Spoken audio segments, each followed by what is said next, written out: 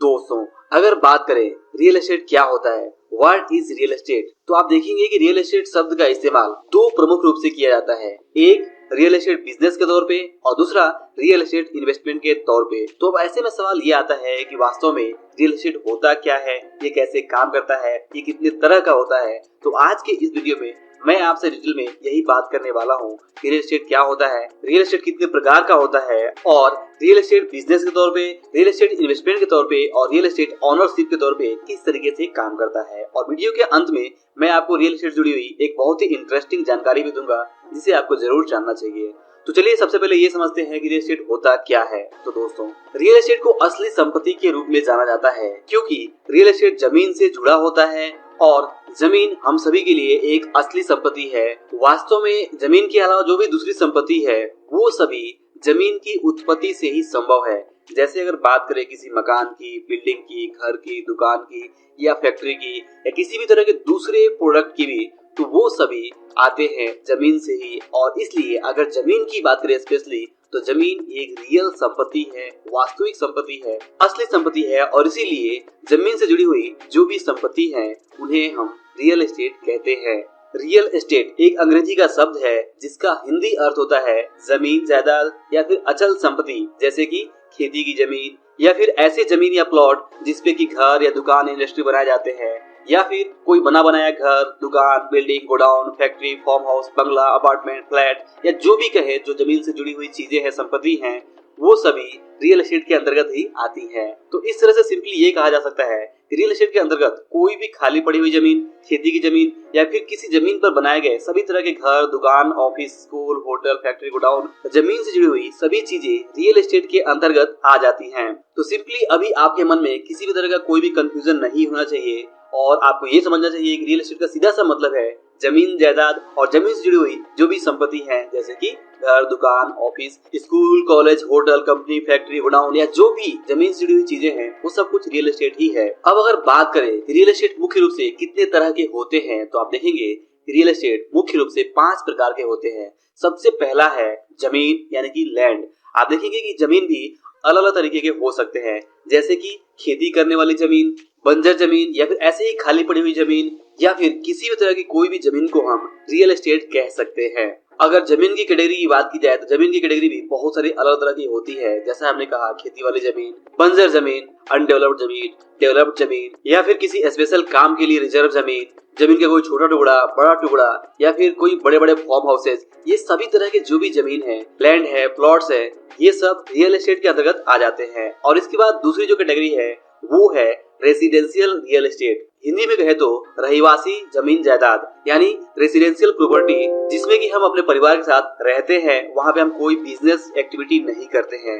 मतलब ऐसी कोई भी प्रॉपर्टी, ऐसा कोई भी मकान जो कि सिर्फ इंसान के रहने के लिए ही अलाउ किया गया है, उस तरह की प्रॉपर्टी को रेसिडेंशियल प्रॉपर्टी कहते हैं, जहाँ पे बिजनेस एक्टिविटी नहीं होती है। तो इस तरह से जो भी हमारे मकान है, कॉलोनी है, घर है या बिल्डिंग है या अपार्टमेंट है, ये सब इसी कैटेगरी में आते हैं क्योंकि हम यहाँ पे रहते हैं अपने परिवार के साथ। इसके अलावा तीसरी जो कैटेगरी है वो है कॉमर्शियल रियल एस्टेट। हिंदी में कहे तो व्यवसायिक रूप में यूज किए जाने वाले रियल एस्टेट, जहाँ पे की ऑफिसेज होते हैं, जहाँ पे की दुकानें होती हैं, शॉपिंग मॉल होते हैं या इस तरह के जो भी बिजनेस पर्पज से यूज किए जाते हैं, प्लॉट्स, घर या दुकान, वो सभी कॉमर्शियल रियल एस्टेट के अंतर्गत आ जाते हैं। इसके अलावा चौथी कैटेगरी है इंडस्ट्रियल रियल एस्टेट। हिंदी में कहें तो औद्योगिक रियल एस्टेट, जिसमें कि वो जमीन, वो प्रॉपर्टीज आ जाती हैं जो कि सिर्फ इंडस्ट्रियल पर्पज से, औद्योगिक पर्पज से, गोडाउन या फैक्ट्री या फिर इंडस्ट्री के लिए ही रिजर्व रखे जाते हैं, वो सभी इंडस्ट्रियल रियल एस्टेट के अंतर्गत आ जाते हैं। अक्सर किसी भी शहर में कोई भी एक इलाका होता है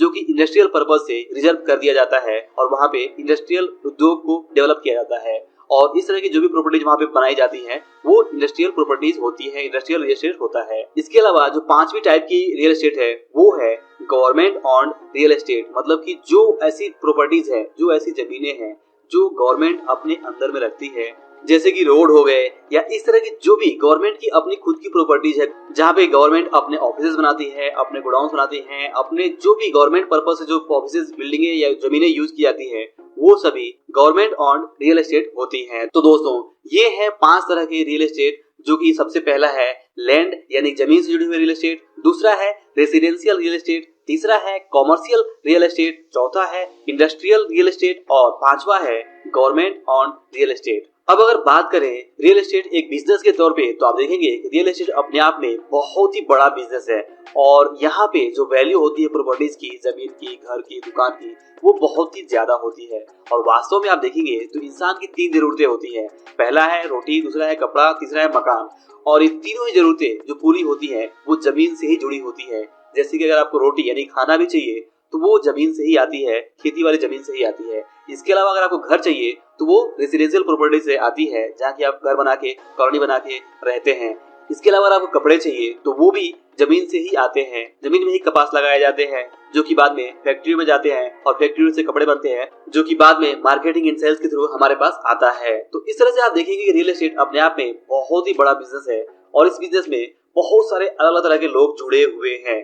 जैसे कि आप देखेंगे कि इसमें आम आदमी भी जुड़ा हुआ है, जो कि यहाँ पे अगर कोई भी घर बनता है, कोई भी फैक्ट्री बनती है तो वहाँ पे वो आम आदमी वहाँ पे लेबर वर्क करता है, जॉब करता है, बिजनेस करता है। अगर कोई आर्किटेक्ट है, इंजीनियर है, वो सब लोग इससे जुड़े होते हैं। इसके अलावा छोटे बड़े जो भी बिजनेसमैन होते हैं तो वो बिजनेसमैन भी इससे जुड़े होते हैं। इसके अलावा जो बैंक है, फाइनेंस कंपनी है, वो भी जुड़ी होती है और सरकार भी यहाँ पे जुड़ी हुई है, क्योंकि जब भी कोई प्रॉपर्टीज के लेन देन होते हैं तो वहाँ पे सरकार अपना टैक्स लेती है। अगर कोई प्रॉपर्टी वहाँ पे डेवलप की जाती है, कोई रेसिडेंशियल प्रॉपर्टी, कोई इंडस्ट्रियल डेवलपमेंट होता है तो वहाँ पे भी सरकार का अपना हाथ होता है। वास्तव में रियल एस्टेट इतना इंपॉर्टेंट है, रियल एस्टेट के डेवलपमेंट से ही समझ में आता है कि कोई नगर, कोई शहर, कोई देश, कोई राज्य कितना विकास कर रहा है। तो जैसे आप देखिए कि अमेरिका में जो रियल एस्टेट है बहुत ही ज्यादा डेवलप्ड है किसी भी दूसरे देश की तुलना में। और इवन अगर आप इंडिया की बात करें तो मुंबई या दिल्ली जैसे शहरों में आप देखेंगे कि रियल एस्टेट बहुत ज्यादा डेवलप्ड है और बाकी दूसरी जगहों पे उतना डेवलपमेंट नहीं है। तो यहाँ पे एक बहुत बड़ा फर्क पड़ता है कि जहाँ पे रियल एस्टेट डेवलपमेंट ज्यादा होता है वहाँ पे नौकरियां ज्यादा होती हैं, वहाँ पे बिजनेसेस ज्यादा होते हैं, वहाँ पे बैंकिंग ज्यादा होती है और वहाँ पे सबसे अच्छा माहौल होता है कि जहाँ पे आप ज्यादा से ज्यादा पैसे कमा सकते हैं। रियल एस्टेट बिजनेस के बारे में आगे हम और डिटेल में बात करेंगे। फिलहाल अगर बात करें रियल एस्टेट इन्वेस्टमेंट के तौर पे तो आप देखेंगे कि रियल एस्टेट अपने आप में एक बहुत ही इंपॉर्टेंट इन्वेस्टमेंट है, क्योंकि जैसा हमने शुरुआत में देखा रियल एस्टेट का मतलब होता है जमीन, जायदाद या फिर असली संपत्ति। और वास्तव में अगर आप कोई जमीन का टुकड़ा अपने पास ओन करते हैं, अगर आप किसी जमीन के मालिक है, किसी प्लॉट के मालिक है, किसी घर के मालिक है, तो आप वास्तव में आपके पास एक रियल संपत्ति है जो कि आप यूज कर सकते हैं खुद के रहने के पर्पज के लिए, या फिर किसी दूसरे को आप रेंट आउट कर सकते हैं और वहां से आप किराए के रूप में इनकम कमा सकते हैं। तो रियल एस्टेट से आप किराए के रूप में भी इनकम कमा सकते हैं और जैसे जैसे रियल एस्टेट प्रॉपर्टीज का, चाहे जमीन हो, चाहे घर हो, चाहे दुकान हो, उसका फ्यूचर में जो भाव बढ़ता है उससे आप कैपिटल गेन भी प्राप्त करके इनकम कमा सकते हैं। तो इसलिए रियल एस्टेट अपने आप एक बहुत ही इंपॉर्टेंट इन्वेस्टमेंट विकल्प है। और यहाँ पे बस ये दिक्कत है कि आपको रियल एस्टेट इन्वेस्टमेंट करने के लिए अक्सर ज्यादा पूंजी की आवश्यकता होती है। लेकिन रियल एस्टेट की सबसे खास बात ये है कि सिर्फ रियल एस्टेट एक ऐसा इन्वेस्टमेंट है जहाँ पे कि बैंक आपको लोन देती है कि आप रियल एस्टेट खरीद के वहाँ पे इन्वेस्टमेंट कर सकते हैं। तो ये इसे बहुत ही स्पेशल इन्वेस्टमेंट बनाता है, क्योंकि यहाँ पे बहुत ही अच्छा लिवरेज आपको मिलता है। इसके अलावा दोस्तों अगर बात करें, जैसे हमने आपको शुरुआत में कहा कि वीडियो के अंत में मैं आपको एक इंटरेस्टिंग बात बताऊंगा रियल एस्टेट के बारे में। तो दोस्तों रियल एस्टेट यानी कि जमीन, जायदाद या घर या दुकान, ये जो भी चीजें हैं, इसका जो असली मालिक होता है वो अंत में सरकार ही होता है। जी हाँ, रियल एस्टेट चाहे भले ही आपके नाम से कोई घर हो, दुकान हो, जमीन हो, लेकिन अगर उस घर, दुकान या जमीन का अगर आप प्रॉपर तरीके से टैक्स नहीं भरते हैं तो आप देखेंगे कुछ सालों बाद से, अगर आपने टैक्स बहुत सालों तक नहीं भरा, तो गवर्नमेंट आपसे उस जमीन या उस घर या दुकान की टैक्स की वसूली के लिए आपकी वो जमीन अपने कब्जे में ले सकती है। तो यहाँ पे अगर गवर्नमेंट अपने कब्जे में ले सकती है तो इसका मतलब क्या हुआ? इसका मतलब यही हुआ कि आपको प्रॉपर तरीके से कोई भी जमीन, कोई भी घर, कोई भी दुकान का टैक्स भरते रहना होगा। अदरवाइज गवर्नमेंट आपके ऊपर क्लेम कर सकती है और आपका जमीन अपने कब्जे में ले सकती। तो दोस्तों इसीलिए कहा जाता है कि रियल एस्टेट जो शब्द है, इसमें जो रियल है उसका मतलब है रॉयल यानी कि शाही यानी कि राजा, और दूसरा जो स्टेट है उसका मतलब है संपत्ति यानी कि विशेषाधिकार। मतलब यहाँ पे रियल एस्टेट जो है उसका मतलब है शाही संपत्ति यानी कि राजा की संपत्ति। और वास्तव में जो भी रियल एस्टेट है वो पुराने जमाने से राजाओं के अंतर्गत ही आता था।